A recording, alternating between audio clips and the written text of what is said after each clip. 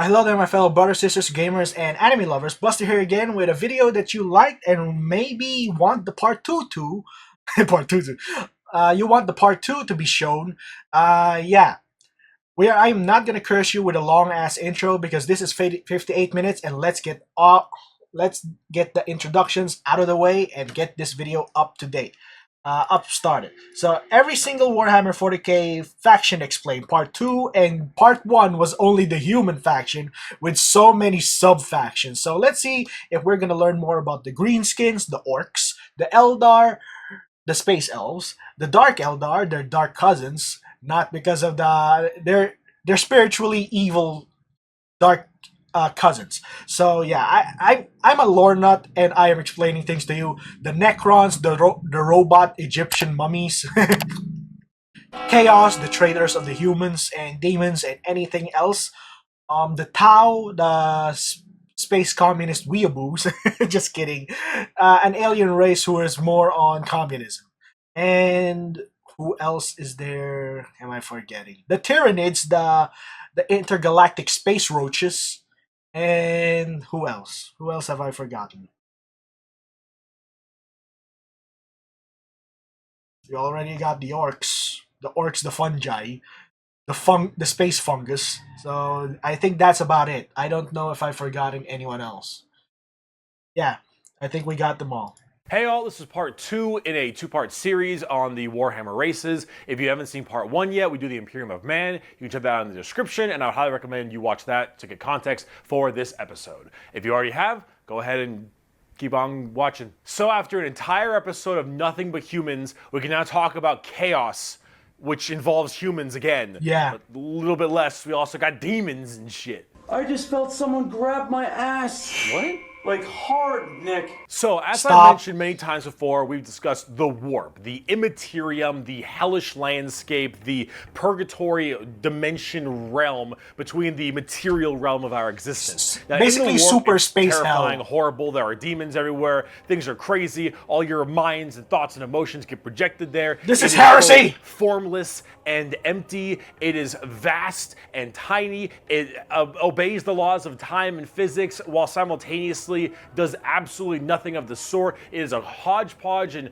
a culmination of just unknowable, eldritch, horrifying shit. And there are 4 gods that permeate in Chaos and the Warp. These are the 4 major Chaos gods. Nurgle, and if we wish to Slanesh, learn about Chaos, we need to and learn about freaking each and every single one of these Tzeentch. Chaos gods. First up, we have Khorne, and he is the easiest. Khorne is your classic Satan. Violence. He is all about anger, murder, fighting, blood, guts, death. You ever heard the term blood for the blood god, skulls for the skull throne? Let the galaxy burn. The whole idea is that he is all about the fury and strength of My battle. World He Eater doesn't care subscriber where will blood enjoy comes this. from, so long as blood is flowing. He wants to fight and murder and carnage and slaughter and death, death, death, death, death. That is Khorne. Very simple to understand. Next up, you have Tzeentch, and The most Tzeentch is the complicated god of change. However, the god of change, it's permeates in so many different other ways. He's the most eldritch of all the demon gods. He has this weird way to always be plucking at the strings of the universe. He's always conniving and scheming and doing his best to cause as much little bullshit as he can. Tzeentch is unknowable. Everything that makes sense, he will and won't do. Every future and setting and every type of destiny or fate is all foretold and also changeable. It is set in stone while also completely random. A He living knows contradiction. everything is going to happen, and also that none of it's going to happen. You would ask Tzeentch a question. That question leads to 3 more questions, and those questions lead to the heat death of the universe, which asks 4 answers to those questions. And then he thinks to himself, what are questions even really? And are you even asking the questions, or are you simply giving paths to answers and other horse shit? Tzeentch is just, I'm gonna fuck with stuff. He is yes and he is no. He is the understanding and he is complexity. He is unknowable. And that's what the God of Change is about. Very bizarre. And he likes birds a lot. I don't know why. Next up, we got Papa Nurgle. Papa Nurgle, he loves you for who you are. Probably not. He will murder you just the same. But Papa Nurgle is about rot, pestilence, Decay. death, and decay. He is the end of everything. Him and Zeech do not like each other very much because where Zeech represents change and adjustment, Nurgle represents stagnation and death. He is all about miasma and pestilence and large bloat and pus and organs and people just being sedentary, sloth. He is the idea that everything will rot and decay and die. Nothing is certain besides decay and death. There's nothing eternal. All of us will end up the same way, and broken down through just sheer never-ending decomposition. So that's why I want to be turned to dust. Because of that. Because we all end up the same. We all rot, and we all ashes don't die rot. and wither. That's Nurgle, and he's got a general theme of course, pestilence and different kinds of diseases and sickness and things of that nature. That's generally Nurgle. He's pretty easy to understand as well, and he chunk. Finally, we have the youngest of the Chaos Gods, and that is Slaanesh, also known as the Prince of Pleasure or the God of Unspeakable Excess. Slaanesh Will you censor is yourself? generally referred to with sex, but it's not only sex. It's just that's a good avenue Pleasure. if you want to make stuff. Slaanesh is just the idea of Desire. the senses of the body being cranked to not just 11, but more like 17. See, we'll discuss Slaanesh a little bit more when we talk about the Eldar because they done fucked up, but whatever is mainly about just the excess of emotions, and therefore sex is generally a large part of it. However, it's mostly pain and torture. I'd rather fight a corn berserker than Slaanesh. Drug-related, lots of drugs. Lots of drugs. Slaanesh gets off on everything. Extremes in happiness, extremes in sadness, extremes in pain and sadism and masochism, and of course that goes along with the sex part of it as well. It's generally referred to with sex because of the color scheme, very purple, lots of exposed genitalia. A lot of their models have like exposed nipples and stuff, and that is generally the theme you go for from a physical side, but it really embodies everything, mainly pain and also the excessive amounts of emotion. So when it comes down to it, you'll find a lot of them have things like spikes or whips or any kind of BDSM style gear because it is unspeakable excess, the Prince of Pleasure, everything in excess to the point Hello, where Fulgrim, I have your number. I'm gonna blow you up with a cyclonic torpedo. A little bit bizarre and a little hard to describe sometimes, but as we talk more about the Dark Eldar layer in this video, I want to freaking banish them back to the warp. Far more than you'd want to. Now you might be thinking, why would anyone ever want to join Chaos? They all look horrifying, screwed up, and just frightening things, right? Well, the thing is that, of course, one, your mind is put into the warp and the Immaterium, so you can be easily swayed by chaos demons when they get into your head, especially if you're a psyker. Sometimes regiments of the less mentally strong people, whether they be civilians or say low-level guardsmen or conscripts, can be easily swayed by this and become chaos cultists and stuff, and they serve their dark gods and whatever god they personally prefer. However, and this might seem strange, chaos in their own right isn't necessarily evil. See, the warp is every manifestation of emotion and being, every soul, everything of existence. This includes all the good things. All the different chaos gods have another side to their coin. Khorne might be death, murder, slaughter, slaughter, but he's also got this weird sense of survival of the fittest, trial by combat, and honor. Khorne will never lie to you.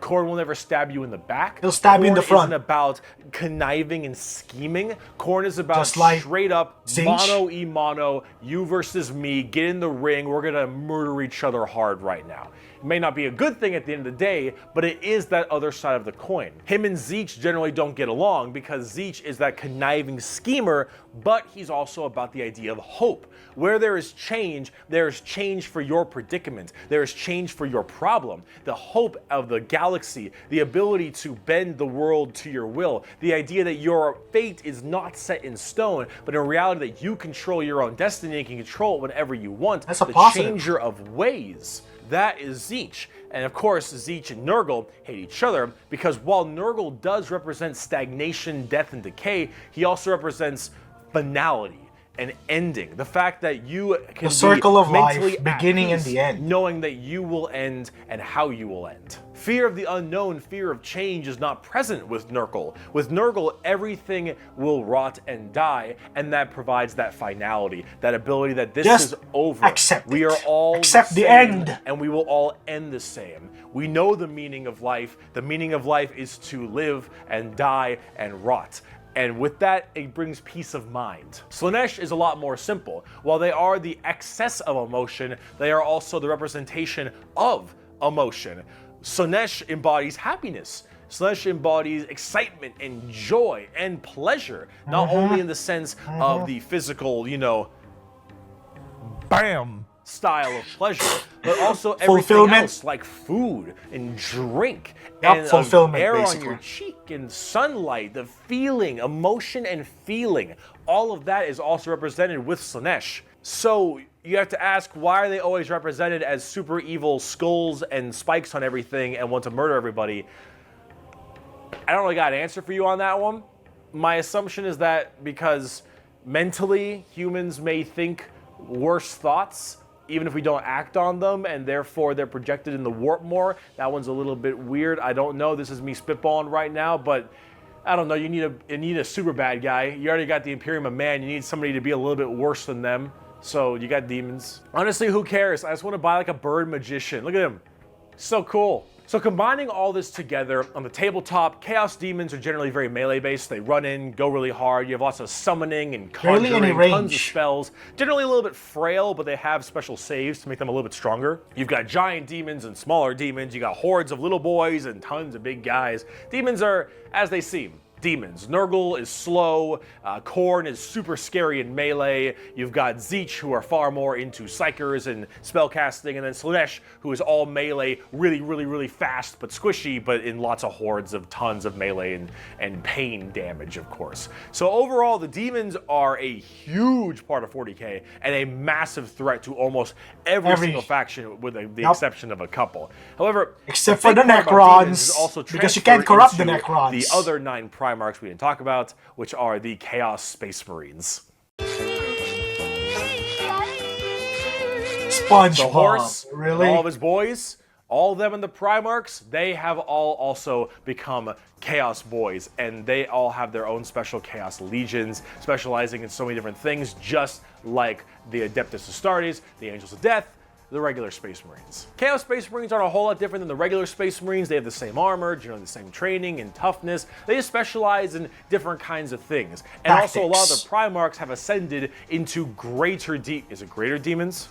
They're demon Primarchs at this point. Gigantic, horrifying man-demon hybrids that are pretty awesome, if I'm gonna be honest. They look really cool. But them and their associated legions that they are a part of are all kind of going out there and causing a large ruckus for everyone else. Considering the raw strength and firepower of a legion of Space Marines, imagine that entire legion just converting to chaos and immediately fighting you. It's generally pretty horrifying. There's a lot of them, so I gotta write them down. But you've got the Emperor's Children with Primarch Emperor's Fulgrim, Children, Royal not Emperor's Sons. These people, they are some messed up people. They're just sensory overload, tons of drugs, tons of torture. And I think Fulgrim is a demon Primarch right now. Hold on. And oh god, I am...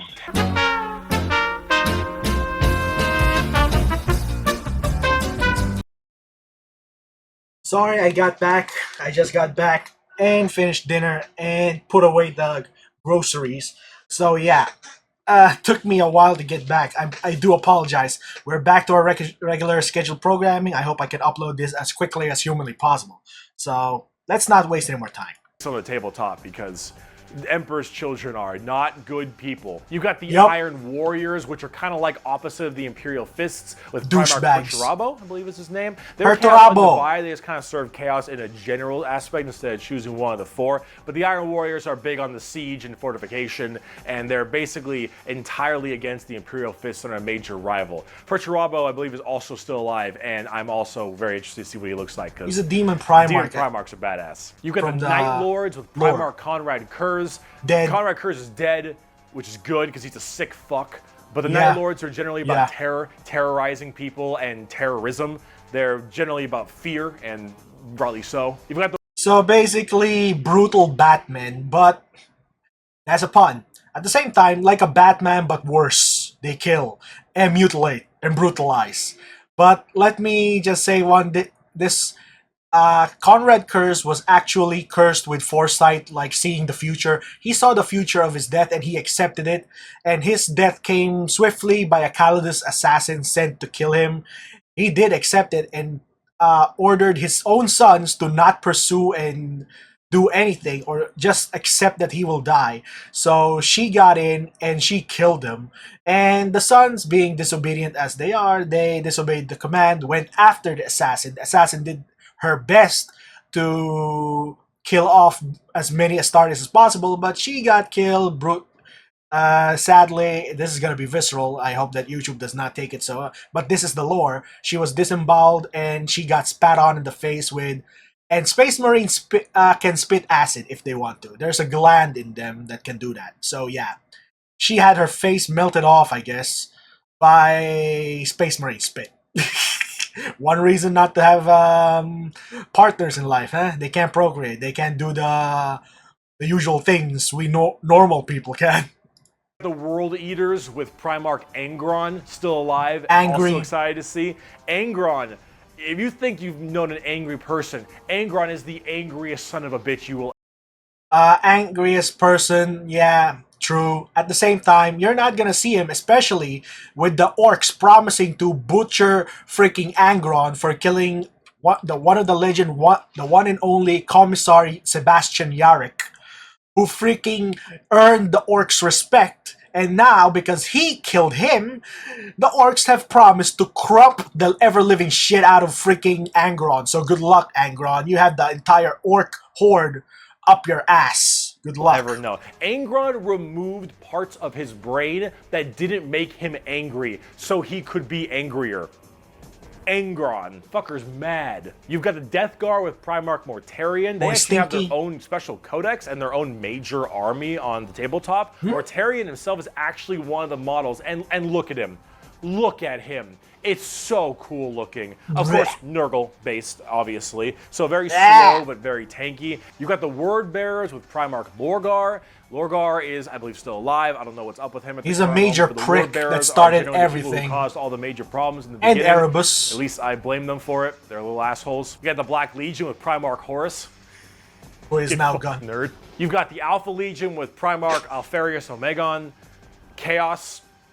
Loyalist. I think. And then finally, you've got the Thousand Sons with Primarch Magnus the Nerd. Thousand Sons also have their own book just for the Death Guard. Magnus is also a tabletop model. He looks super cool, as you can tell, and they're all super heavily Psyker and kind of Egyptian themed. They look pretty neat, but overall, with all of these Chaos Space Marine factions, you can play as a lot of different ones, but the main ones that you can really work at are standard Space Marines, Chaos Space Marines, as well as the Death Guard and Thousand Sons, as they are the most fleshed out, especially on the tabletop at least. See this right here? This is a really good way to describe the Chaos Space Marines. What the thick-headed fools with their broken corpse of an emperor fail to understand is that not only can they never defeat us, but they cannot hide or flee or shield themselves from the triumph of chaos. They are finite and we are unbound, undivided. They must not err, or they shall fall to heresy. And yet you always lose. Join our cause. Every imperial fool who dares to open his eyes is a willing recruit. They strive merely to hold back our fury and might, and it consumes them. Thus, you can see chaos is inevitable. We lurk not only beyond their grasp and at their gates, we lurk within the darkness of their souls, on the tip of their tongues, in their tortured dreams. We are them, but freed from the shackles of ignorance. We are them, grown strong, evolved. We are them. How delusional. So much more. As hardcore as that quote is, the saddest part is they're mostly right. Chaos is basically unkillable. You could probably get rid of Space Marines a decent amount, the Chaos Space Marines that is, but every soul that dies goes to the warp. Every Chaos soul will end up back in the warp. And depending on how hard you killed them, they will come back at some point. Every demon you banish will return at some point. Chaos is unstoppable. Are you sure about that? I think the Necrons has one technology that can do that because it held the line against the Eye of Terror Those are the Cadian pylons, basically mysterious statue we have known, we have realized, or at least we found out they were created by Necrons since time immemorial to become a dormancy field for the Eye of Terror to not spread. And since Cadia was destroyed, the pylons are gone, and basically chaos just ensues. But if we can get another batch of, if we can get Trazen the Infinite or the Silent King to shove so many pylons up Chaos' ass, maybe, just maybe, they'll forever be stuck in the Eye of Terror permanently. That's all they need to do. The Necrons are the strongest, excuse me, undying faction in the entire freaking 40k, in all honesty. The Tyranids can't do jack shit to them because they're not organic. And every time you destroy a machine, they just respawn back. They can teleport back to Restoration Pyramids and then come back and kill your ass in the next one. And their guns are basically delete Thanos guns. One hit and you're dust. So I don't think that Chaos is the most dangerous or inevitable, because the Necrons can just freaking shove their fucking pylons up Chaos' ass. And that's just the nerd or loyalist in me to wish that the Necrons to kick Chaos' ass, because I hate Chaos so much. Suck dick. The warp is unending. And while maybe there is at some point some way to stop them somehow, the resources to do so, the requirements to do so, are so far beyond the reaches of man and the other races at the current moment that really it's just an unstoppable force that just keeps on coming. Eat my ass. Trazen the Infinite can find those ancient technologies, the collector of many rare species, or fonts of hidden knowledge. So I doubt that Chaos can do jack shit to Necrons. And since Warp is basically, the power of the Warp is basically the Psyker energy from the Warp. And let me remind you, the freaking Necrons are immune to freaking. There are some Necron machines that are immune to Psyker damage or anything that the Warp can do. At the same time, they have the Pariahs, a certain type of Necrons who has the so-called blank gene that's anti-Psyker. So good luck with that. Especially that the Necrons were one of the reasons that freaking, I'm sorry if I'm wasting time. Necrons are basically the one who started all this mess by killing off the universe, the galaxy, the first time, fighting against the Krorks, which are now the Orcs, and the Eldar. So I don't think Chaos is the primary threat at all. I think it's just the second chihuahua to deal with every garbage that the galaxy has to deal with. The Tyranids, let me rate the threat level of each of the major factors. The Eldar, they're basically allies with humans right now because of Yvrain. And the Orcs, yeah, they have their beef with Angron, basically the World Eaters. So the Tau, they're not canon. Just kidding. They're too busy with the greater good. So basically, the only threat to the galaxy are three factions currently. One, in number 3 is Chaos. Suck my dick, traitor scum. Number 2 is the Tyranids, because they keep on eating and they come from deep space, and they just keep on coming and coming and coming. The more planets they eat, the more they freaking grow, and the more you try to attack them or use something to them, they adapt and come back stronger. So Chaos sucked that. And the primary threat is the Necrons because of their freaking unbelievable technology. And their battle against the old ones, an ancient race before the other races were born, were killed off by the Necrons in the War of Heaven. That's what they call it. So I don't think Chaos is the best. So I think I think this guy is a traitor because I think he's having a hard on with Chaos. In all honesty, just a freaking observation. Coming, and it's just barely being slowed. Chaos is by far the biggest threat. They are Oh, number, yeah. their legions are The everywhere, biggest and, threat. Yeah, they're pretty scary. So, I promise, we're done with humans now. Let's talk about some Xenos.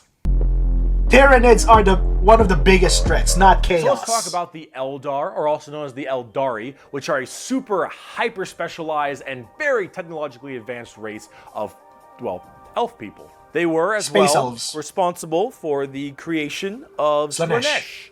Slaanesh, the newest demon god. How'd they do that? Debauchery on a world-ending scale.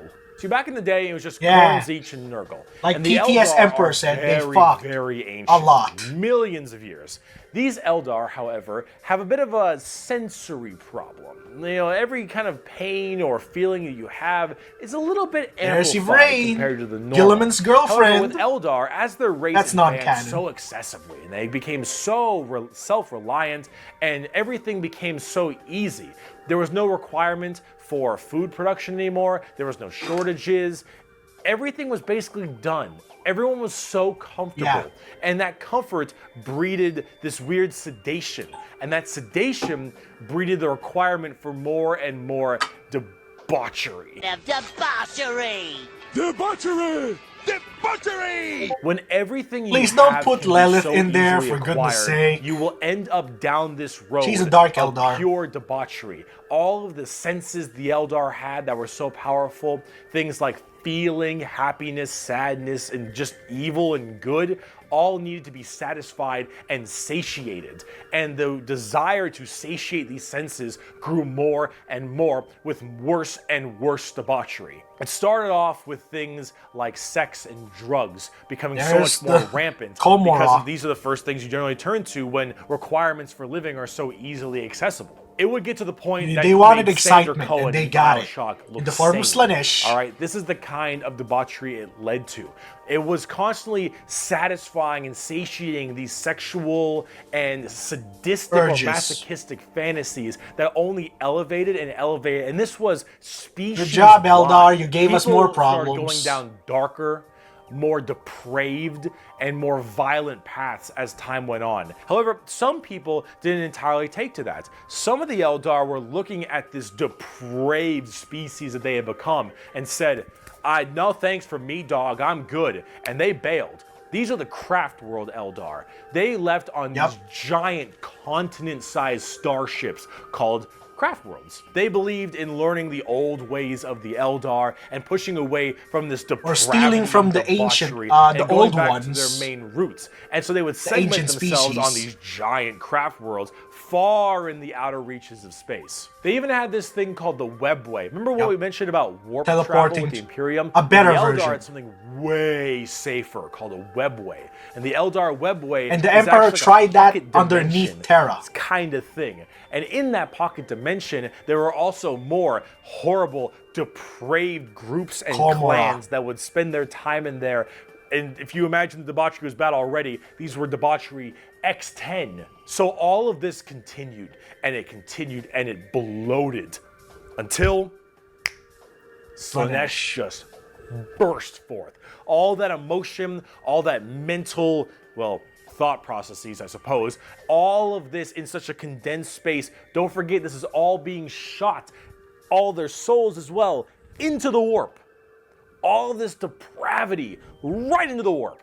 So what happened? Boom! Slaanesh was birthed and killed off 90% of the entire Eldar population. 90. Untold almost trillions, extinction. Trillions had their souls ripped from their bodies and their actual fleshy bodies devoured by Slaanesh demons. The entirety of the Eldar race was eaten alive and their souls consumed to the Prince of Pleasure.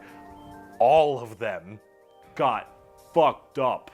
It was so bad that it literally ripped a warp hole into the fabric of the materium called the Eye of Terror. That's literally... So they're the freaking ones responsible for this mess! From the materium and the immaterium right next to Damn it, Eldar! And it is horrifying. So I didn't even know that part, or I couldn't remember. By the Eldar slaughtered the entire population except for a couple. Those in the craft worlds were actually not affected by this, as they were so far in the reaches of the galaxy. That crazy crack, that birth of Slaanesh, only affected the ones in the center. So these craft world Eldar were able to escape, but Slaanesh Wants them got to their sights on them. Every time an Eldar will run die, away. their soul doesn't just pass into the warp naturally. They have a soul goes stone. straight to Slaanesh, craft world or not. What about those people in the webway? So they well, develop a imagine that soul giant stone. birth happening, but they were only able to just barely get a grasp onto you. Slaanesh was just barely able to hold on. These people are the Dark Eldar, Drukhari. or also known as the Drukhari. The Eldar population right now is so massively small. It is minuscule compared to practically any of the other extinct, 90% of the other populations in the universe. The Eldar are consistently And if there's 10%, having there's a issues Dark trying to Eldar get the faction. How population much? Up because as How their much is souls there? are constantly being hungered by from Slaanesh, they who realize thirsts. their entire species is doomed. And they understand it very well. They need Since the Isha. time of the fall, our race has been haunted by what we, in our reckless pursuit of hedonistic indulgence, gave birth to. Though our dreams once overturned worlds and quenched suns, we are now but fitful shadows clinging to the edge of existence. All the stars in the sky Hubris. cannot blot out the hateful Hubris.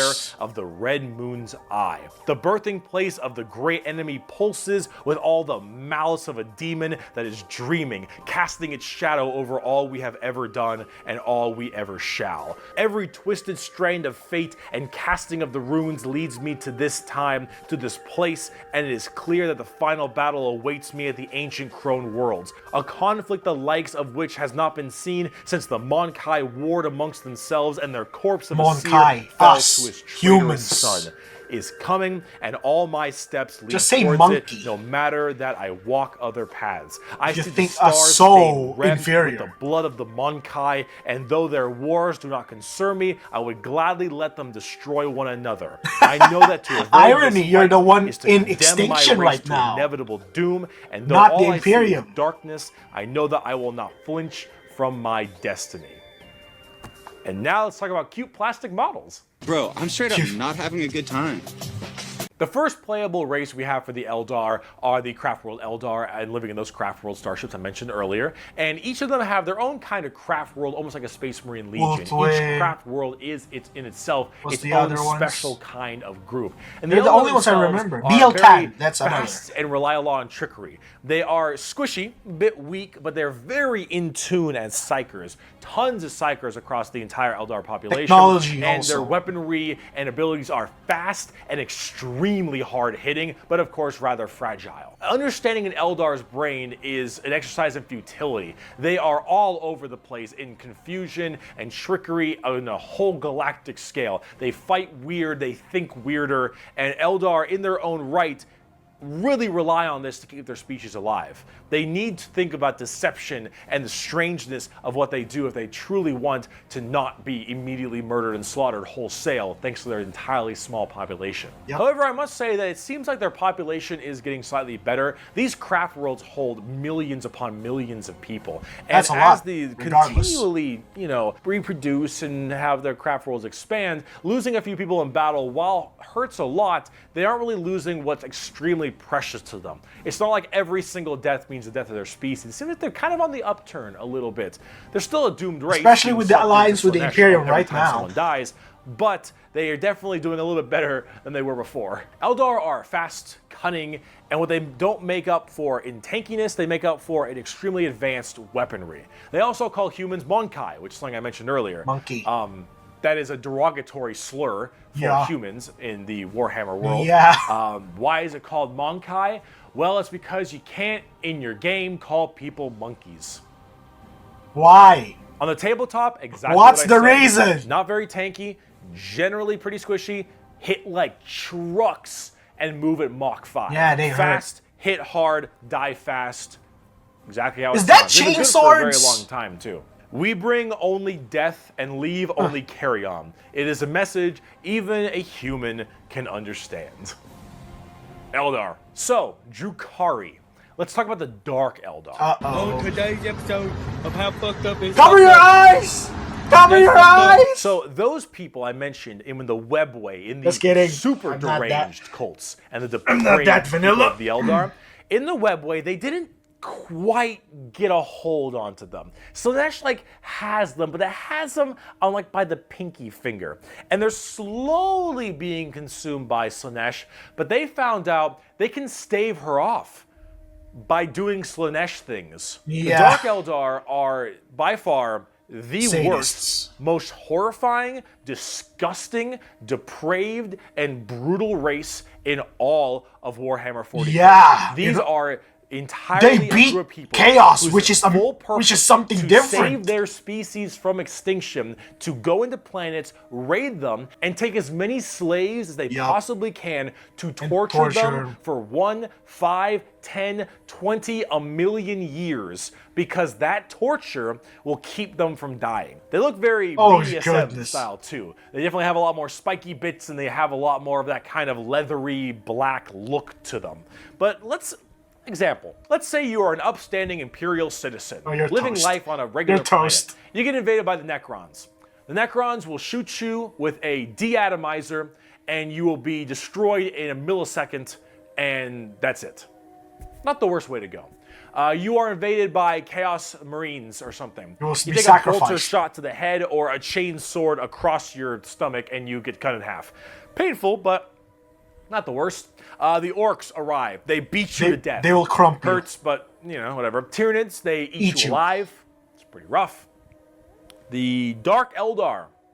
This is going to get a little graphic. I apologize. You pray you die. You don't.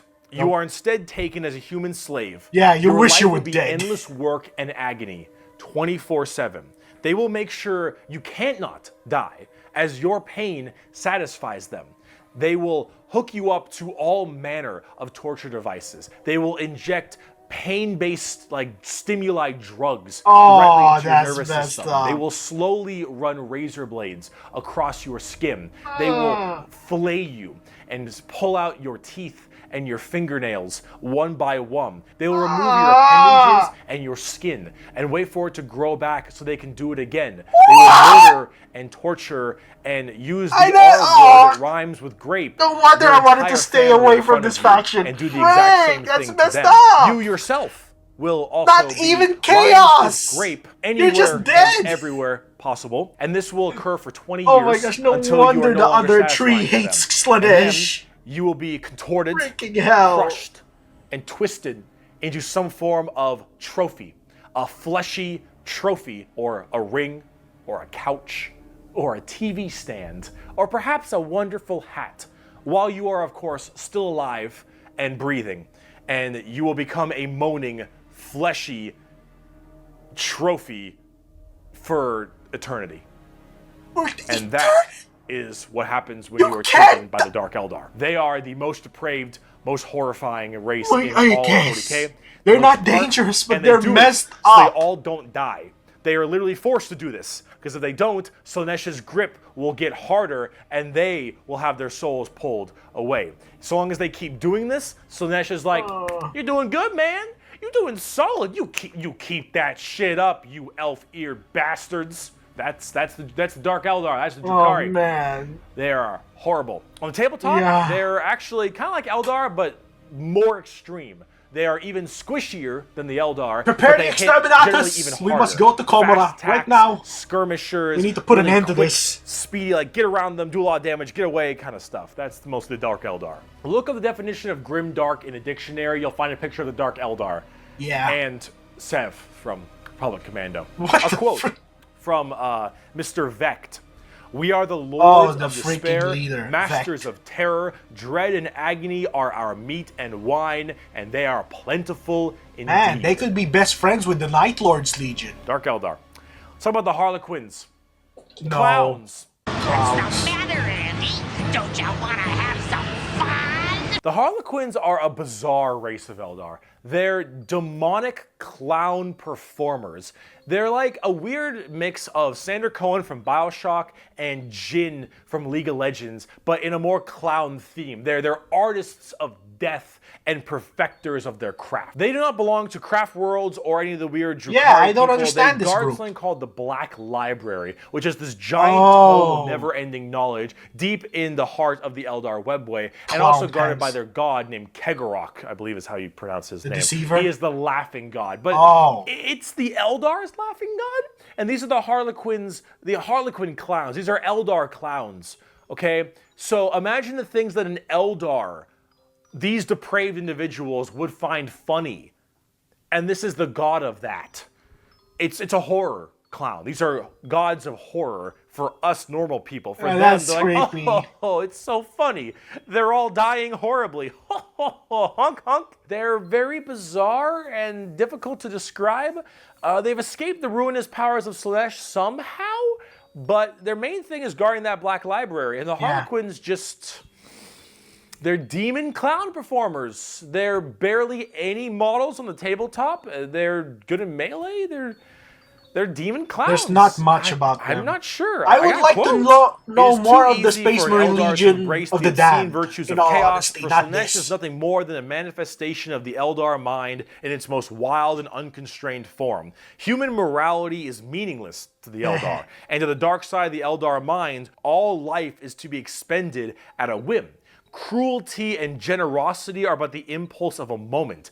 Beauty and sensuality are virtues that can be expressed in bloodshed just as easily as in song. To an unfettered Eldar mind, there is neither sanity nor madness, but merely a wave of perfect existence fulfilled by its own savage momentum. They're very strange. The Harlequins, Drukhari, Eldar, they are an anomaly that make humans seem completely easy to understand in comparison. They range from rekindling their civilization to horrifying murder and also clowns. They're all over the place, but Let's honestly, move on. they What's the represent next quite race? well and are rather interesting, especially with the whole How- Slanesh murdering everyone bit. So, Orc or Tyranid. yeah, Or Eldar. Necrons. Now, bugs. Tyranids. Ma, they following me, Ma. They following me. They're just bugs. The bugs. The Tyranids. Now, you want to talk something a lot more fun, a little more simple than all this crazy Eldar shenanigans? Yep. Let's talk the Tyranids. They just They're eat, bugs. and that's They look it. like Zerg. Hell yeah, they look like Zerg. You want to know why they look like Zerg? Because they were actually supposed to be what Zerg were. Apparently StarCraft was supposed to be a 40k game in the beginning, hence why they look so much like Eldar, Zerg, and the Imperium of Man. Like, kind of Space Marine-y, those Marines, huh? Are Look you a little sure? bit Space Marine-y to me. Maybe. I don't know. You really fucked up on that one, Games Workshop, didn't ya? Tyranids are a giant infestation of unfathomable proportions. These are giant, extremely bio-advanced hive mind organisms that are basically all about absorbing as much biomass as they possibly and just can eat, to eat. evolve and mutate to be extremely potent and powerful and kill and eat anything in their path. They are probably the least Wow, we're evil only halfway faction there. in all of 40k because Damn it. all they want to do is eat shit. They want to nom nom the entire galaxy. They hangry and we food. Also, this Tyranid hive mind has a Zoanthrope. presence in the warp. In fact, Tyranids in their own right have a massive presence in the warp. Yep. They have a thing called the hive mind. shadow in the Shadow warp in the warp. specifically, where when they are coming in to invade a planet, they have this weird ability to kind of cut off the warp on all the psychers on that planet. And So how no you get psychers, help basically. across the stars? Well, you need the warp because you need that for You interstellar can't- travel. you can't just so warp with travel people there. unable to call for help from the Tyranids, these are just easy pickings. And an entire giant Tyranid hive fleet comes out of orbit. Space Marine and just 2! will massacre, absorbing all that biomass and turning them and all of their other Tyranids into even more advanced monsters. They come in so many varieties too, all based on what is important. Tiny little ripper swarms for scouting and having little dudes eat people up, to the Hormigons, Termagants, and Gene Stealers, all the way to the Hive Guard and the Exocrines and the Swarm Where's the Hive Lord, Tyrant? to Hive Tyrants and the Yup. giant battle fleet, Big and boys. even something as crazy as the Hierophant Bio-Titan. What? The Tyranids come in all forms and sizes. I depending haven't on what seen they that yet. require. They are What? extremely good at anti-biological weaponry. There is no way you can plague them or blight them. They have extremely strong armor, carapaces and such. Tyranids are nigh perfect organisms and are pretty spooky when it comes down to how they handle all of their genetic material. Keep feeding them, they'll keep evolving. They keep on creating new, they keep getting better. horrifying A organisms worse to enemy than spread across chaos. the galaxy. And you want to know what the most terrifying part of the Tyranids is? We might be surrounded. There have been like around 6 or 7 Tyranid hive fleets. Behemoth, Kronos, all these different kinds of hive Kronos, fleets. Leviathan. And they've all arrived Those in are the galaxy most well-known. from different points. Different sections of the Milky Ultima Way Segmentum. galaxy have had Hello, different McCrag. Tyranids come through. And that is horrifying because as far as we know, we could just be surrounded on all sides by Tyranids. The only reason you may not hear a whole lot about Tyranids is because it's a little bit hard to have a bunch of story off of one hive mind genocidal monsters. All these giant bugs swarming in, killing and eating everybody and evolving. I mean, as cool as there are some cool characters, the Swarm Lord, Old One Eye, you can't really have a whole bunch of major character-based stories around them. Yeah, As they're just awesome as basically... they're simple. They want to eat you. They want to eat you and absorb your biomass. They are simple And make bugs. more of You want them. something a little more complex? Talk gene stealer cults. I can have all the power yes. I want. I get around faster than walking. Deathwing, and let's go. Wherever I need a seat, I can just sit on my balls. Gene stealer cults are a special brand of Tyranid that can slowly infect themselves into different kinds of society. And by infecting them, they can rise up to where they all pray and believe in these regular humans, pray and believe into their Tyranid hive mind gods. And these brood lords and I think they're called patriarchs all can turn an entire world all based into gene stealers. And these are called gene stealer cults. An entire hive world of the Imperium can be turned into nothing but servants of the Tyranid masters just by infecting them and screwing with their genetic code a little bit. They also have this cool like Mad Max look, which is really neat. They are definitely one of the bigger threats to the Imperium besides Chaos. I keep saying biggest threat to the Imperium. They're up there though, because you, dingus, stepped on a bug in middle school. Asshole. There is a cancer eating at the Imperium. With each decade, it advances deeper, leaving drained, dead worlds in its wake. This horror, this abomination, has thought and purpose that functions on an unimaginable galactic scale. And all we can do is to try to stop the swarms of bioengineered monsters it unleashes upon us by instinct. We have given the horror a name to salvage our fears. We call it the Tyranid race. But if it is aware of us, it must know us as nothing but prey. Tyranids, they're cool. But are they as cool as the orcs? Yeah, here comes the orcs. That means I'm super fast. Orcs. I'm gonna crump ya. Orcs. I fucking love orcs. So, yes, the green monsters, the green tide, skins. the green skins. These orcs, they are in fact a race. Come on, in boys! 40K. The Meat orcs is are back on the as menu. exactly what you expect them. Just kidding. They have archaic weapons, they're big boys, they have axes, and they have got big old teeth, and they want to kill everything, and there are so many They want a good of fight. them. The only reason they haven't taken over the entire galaxy is they can't stop murdering each other. Orcs are Gork so and cool. Mork. Orcs don't have philosophy. Orcs don't have existential crisis. What matters is who's the biggest orc. You listen to that guy because he the biggest orc. He big orc. Big orc knows best. You win through the power of imagination. Of all the races I have battled throughout the galaxy, the orc is the hardest to comprehend. They wage war with machines that should not work, care little for strategic gains, and are just as likely to slaughter each other as the enemy. How does one battle an enemy that defies all logic? Yeah. As an orc, you're enjoying life.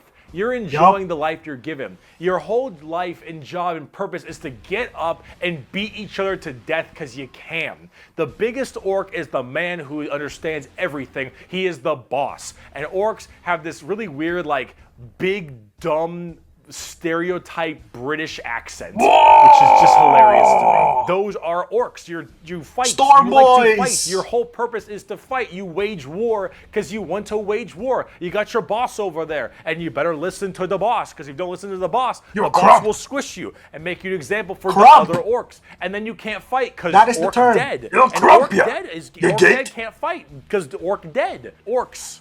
They scrap together machines out of parts that don't make any sense, and because they believe, they have the mental imagination that that machine will run, it'll run. If that machine's out of gas, you're driving that machine with your fellow orcs, and the biggest orc is behind the wheel, and you run out of gas, and some orc behind you like, oh, Zog, we're out of gas. Zog! And the big orc is like, no, we're not. I filled the fucking gas tank up earlier. And all the other orcs are like, oh yeah, you did do that. And then you turn the fucking mech back on, and it works again. Does it have gas?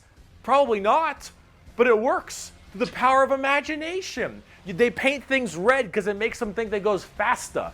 They paint things purple because speed it's freak. the sneakiest color. You want to know why? You ever seen a purple orc? Didn't fucking think so. Orcs are also like ancient as hell. They're back in the Eldari time frame. They're at the same time with the Back Eldar. then they were called Krorks, and they were much Krorks. larger and scarier and far more intelligent. Now they're just I know orcs, my and lore. they're big, dumb, and they smack things. But they're pretty spooky. They're not very well armored, but they hit really hard, and it's called the Green Tide because there are so many orcs. It's there a are about as wall. many orcs as there are Tyranids. Maybe more. Who knows? But they keep on, murdering each other, so it's not too bad of an issue. Orcs are entirely comic relief. Their stuff is slapped together that makes no sense. Their vehicles don't work the way they're supposed to, but they work because they think it works, because they imagine that it works. Orcs care only about who is the biggest orc, and they will follow the biggest orc. And then if they want to be the biggest orc, they'll challenge the biggest orc. And then when they go and they issue a wa is just war in orc, they murder everybody and everything in this giant tide of green orcs who are just excited to be hitting something. They don't care that they're hitting Eldar or the Imperium or Tau or anyone They just in between. do it. They're just so they get to beat shit up. That's orcs. And on the tabletop, they are a total coin flip, and they're really fun. I have never met a salty orc player. I have never met someone who plays orcs and is ever just a bad guy or that guy. Orc players have this kind of fun to them because when you play them, you are completely submitting yourself to RNG. So here's the thing. Guardsmen, Imperial Guardsmen, when they shoot, they roll a dice, and on a 4 up, they'll hit their target. They have a 50% chance. Space Marines, pretty good. They hit on a 3 or higher because they're well trained. Adeptus Custodians, they hit on 2s because they're just super well trained. Orcs, they hit on a 5 or higher. But if they roll a 6, they get to make another shot with anything. From the dinkiest pistol to the biggest rocket launcher. It doesn't matter. Half of their stuff will blow up on a whim. One of their medics, if you roll a 1 to heal someone, you fuck up your surgery and you just kill an orc. They're so wacky and silly. Oh my the thing gosh, is you roll well, you roll high, and you keep rolling high, you are going to crush people. And if you don't, but RNG, you lose. I mean, that's what you get when you play orcs. That's what happens when you play orc. It's a coin flip, which is why you can't be a salty bitch when you play orcs, because things won't go your way. It's just the roll of the dice. You're playing a dice game. But if you're going to have fun and you want to be stupid and you want to be silly, you're going to play some damn orcs. But on the opposite side of here comes the most dangerous. Why Doom music? The Necrons are spooky, scary skeletons and very grimdark again. They have a much more fleshed out lore than before. Back in the day, they were just undead Egyptian space terminators, and they still look that way, but now they actually have a story. So way back in the day, you had the Necron tier. Kind of see a theme here: Eldari, Eldar, Krork, Orc, Necron, Necron tier. So the Necron tier were this race of generally kind of shitty people. Not because they were personally shitty, they were born in a radioactive planet. They were ill-fated to a horrible existence of like radiation and a terrible planet they lived on, and everything just really sucked. And they hated the entire galaxy. It was just really depressed. Because they were better off. They really were looking for immortality. They were extremely reliant on the hope now they want to get their humanity back. To living forever or their and to mortality. stave off this horrible nature that they were thrust upon them, and therefore they could become the most most dominant race in the galaxy. And they found this group. They're called the Old Ones. Imagine them kind of like the Forerunners in Halo or the Xel'Naga in StarCraft, right? These Old Ones were these strong, pretty much omnipotent beings. And they, of course, knew the key to immortality. So the Necrons went to them and said, please, show us your ways. And the Old Ones said, no, piss off. Not really, they were a lot more humble about it, but they did not want to share their secret of immortality with the Necrons. The Necrons, of course, took this very well and waged war with them. Kind of under this united banner. The Necron different dynasties didn't really like each other, but under this one man, the Silent King, he thought the best way to unite his race was to do this giant war with the Old Ones. And the Blood Angels met him, keeping the secret of immortality to them. This was known as the War in Heaven, and this is actually a multi-stage war. Because during this war in heaven, they discovered the Star Gods, a whole new race of people known as the Catan, or the Catan. These Star Gods were also very much like Old Ones, almost omnipotent beings, and they too had the key to immortality. And so the Necrons went to them and said, hey, can you help us fight off the Old Ones? They're gonna can get you help us kill these Old by the Ones? Deceiver. You, the Catan. And the Catan said yes. And in fact, we can help provide you with the immortality you so desperately seek. So the Silent King of the Necrons decided to make a pact with the Catan to allow them to accept this generous gift of immortality upon them. But this, of course, had been a horrendous trap. And the Necrons were dragged in chains to this biotransference where their flesh was stripped from them, replaced with nothing but a metal hollow shell, as their souls were ripped from their body and fed to the Catan. And the Catan fattened up. They got chonk on the souls of the Necrons. As this was their plan all along, they consumed the flesh and souls of the Necron tier and turned them all into unwilling robotic slaves just to serve their will. And then, with their new-founded Necron army, they pointed their guns at the Old Ones, and the Catan continued their domination of the stars and their genocide, complete and full genocide of these Old Ones. The Old Ones did their best to stave it off. They even created other races, the Eldar and the Orcs, to try to fight off the horrifying Necron army and the Catan above them. But there was absolutely no possible chance for them. And the Old Ones were absolutely extinguished across the galaxy. Their entire race completely removed. Full-on 100% genocide. However, during all this, the Catan, so just infatuated with their victory, started fighting each other for fun, for sport, and for small differences, doesn't matter. The Catan, with these overpowered people, they're gonna eventually hit each other at some point. And as they began just menially fighting each other, the Eldari and the Orcs actually started pushing on the Catan's borders a little bit, giving them a little bit of a run for their money. And as this continued, this is when the Silent King, who retained his consciousness, decided to leap into action and start a full-scale revolt against their Catan masters. And this revolt was bloody, as the entire Necron army was surged off to destroy these star gods. They were able to, just after suffering horrendous losses, were able to turn the tide of the war. And they took these Catan and they blasted them. Because as these star gods are unkillable, they were able to break them into thousands of shards and entrap them in giant stasis vaults to now actually be slaves to the Necrons. And with the Necrons having the entirety of their old gods enslaved to them, they realized that soon their race was about to be attacked by the overcoming new races, the Eldari and the Krorks. And so what they did is they retreated into giant stasis tombs in order to preserve their energy and their strength and for when one day they would be reawakened and they would be able to rule the galaxy that was rightfully theirs. And then some dingus Adeptus Mechanicus guy diddled with a green console, and now the Necrons are back. You idiot! I hate the Mechanicus, damn it, you! And they think, you're just as bad as the Eldar! The Necrons are back, super advanced, and they are here to reclaim the galaxy that they so rightfully believe is theirs. Now, at tabletop, they're a lot like that.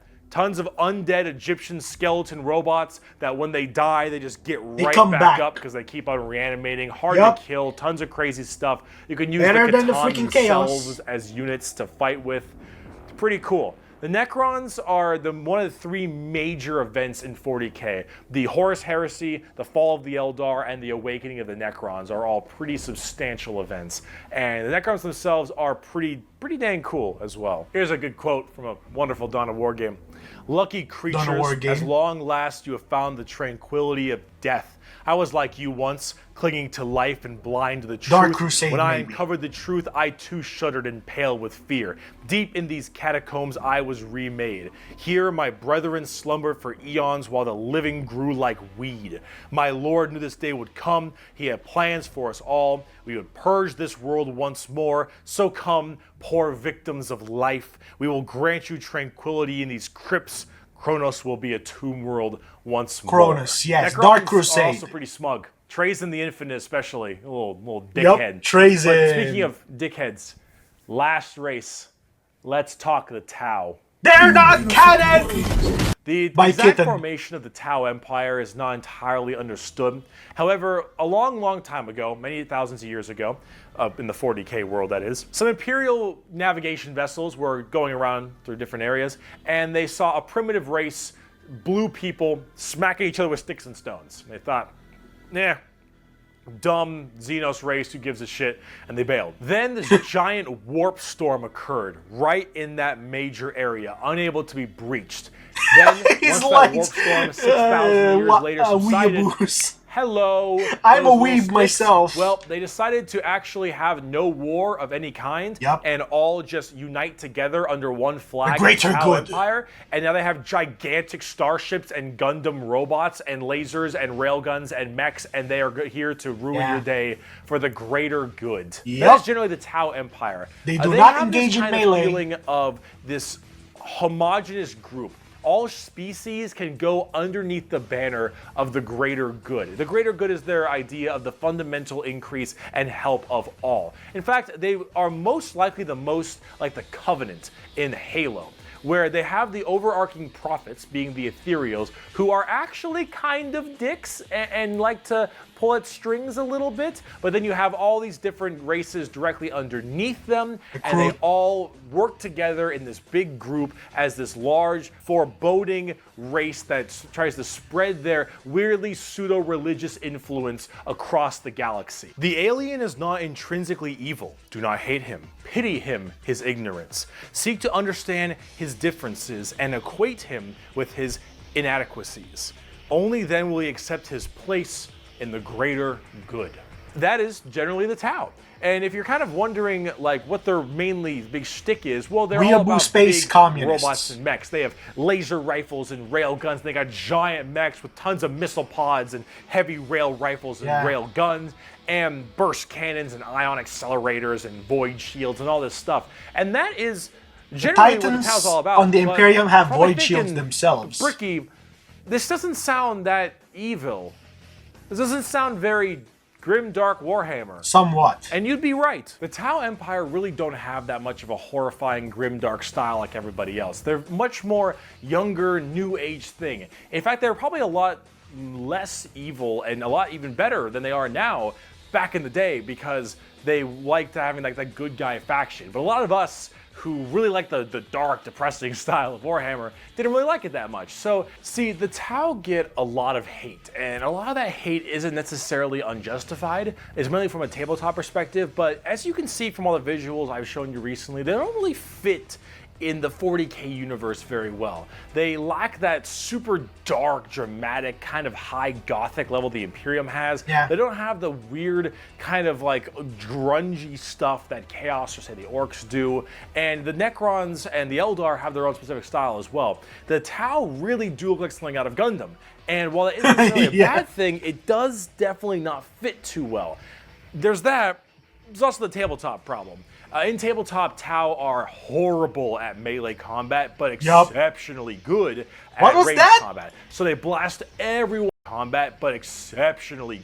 In tabletop, Tau are horrible Goes and slaps Tao. See, it's at melee combat. yeah, but just engage in exceptionally melee. good They can't use at their ranged guns. combat. So they blast You're everyone slashing them from with a really, sword. really far away, and they have a million rules to make it so that it's Cowards! nearly impossible for you to get into melee combat. So it basically just forces you to bottleneck the game into one specific gameplay style, which is Range. gun to gun. And if you're doing gun to gun, they're going to win every time because they're the Tau, and the Tau are really damn good at shooting. So it's one of those things that make the Tau generally rather hated, and a lot of different reasons for that. Because they both screw from the style and formula. such. But this is actually one of the things I wanted to end this video with, is that the Tau, while they have their issues, you should not be discouraged from playing them. I'll make plenty of Tau weeaboo jokes, of course I will, but it's all generally in good fun. Anyone who legitimately doesn't want you to play a faction is an idiot, and you shouldn't be giving them the time of day. Yeah, You pick play what you think want. is cool and what you like. In Warhammer, especially now, factions get better and they get worse. They grow and then they fall. You should Nerfing? only be playing what you think is cool. You like the look, you like the models. If you're talking tabletop, that is what you should be going for every time, is what you think is badass, because things change all the time. But the universe of Warhammer has so much going for it. Every faction has something interesting, every character has a story, and there's a million stories to be told. The one universe is Tau vast faction and I like is the exciting, Farsight and while it's Enclave. dark, depressing, and horrible, that Because is they the can damn melee. charm. And out of everything I've told you in these two videos, if anything you could take away is the reason why so many of us are so into this series and why we like it so much. Because with so much variety, such an expansive universe, and so much that can be done, you can find yourself having a pretty great time. Thank you so much for watching this video. I hope it has been informative to you. If you'd like to see more of me, It was Ricky, not as do it at informative I twitch.tv expected. / I know Ricky for my everything he streams. told. You have He my said much of merchandise it. site, There's in only a which few that I was didn't wearing know. all of my merch, but underneath this, because I had to wear this so it wasn't black or white for the green screen, which is a little unfortunate, but it's fine. If you'd like to see merch, it is in the description. Also, if you'd like to support me on my Patreon page at patreon.com/Bricky for more videos like this, then that would also be wonderful. So Twitch, merch, Patreon, anything if you want to support, that would be fantastic. Should I try I'd appreciate Twitch it. myself? If not, I'm just stoked you got all the way to the end of the video, and that is enough for me. So I'm going to be having some more content like this out in the future. Thank you so much for sticking around this long and being with me through this pretty rough time. That's, I think, all I got. Also, before I go, let me leave you with my favorite Warhammer quote. "He who scoffs at the power of the las gun Yeah, never right. ran through a field of 1,000 of them." Imperial Guard quote. Bye-bye. Alright, okay. At least he's shown a little bit of the Imperium in him, rather than before is just glazing the chaos. A slight tinge. I could feel it. I could feel I could practically taste the heresy.